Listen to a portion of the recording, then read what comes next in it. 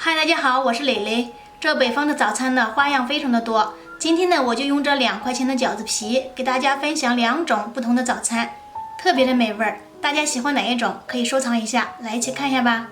2块钱的饺子皮也挺多的，我们拿出其中的1/2，用刀子从上面划2下，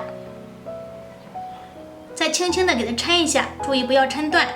剩下的1/2，我们把上面都给它刷上一层食用油，撒点干面粉。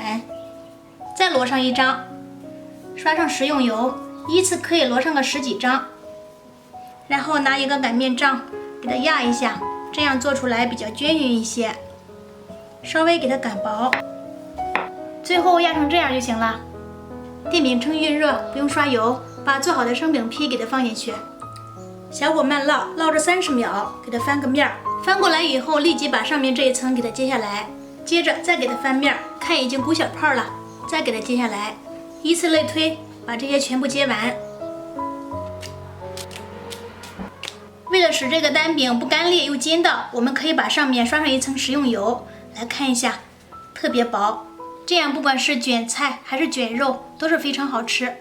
分享第2种吃法，碗里打入2颗鸡蛋，加入1把小葱，搅拌均匀。锅里倒入食用油。油温5成热，放入刚才切好的饺子皮，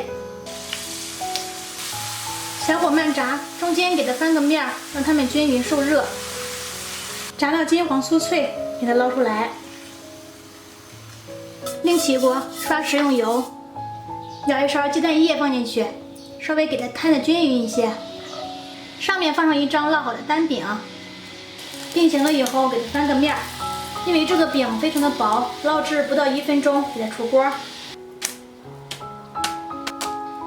刷上自己喜欢吃的酱料，放上1片薄脆，再给它摞上1张，稍微给它按一下，再折过来，从中间给它切开，听一下这个声音，非常的脆。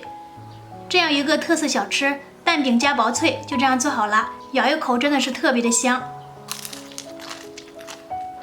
特别好吃。好啦，今天的视频就到这里了。这2种方法更喜欢哪一种呢？包子油条吃腻了，可以试试这样做。感谢您的观看，我们下期再见。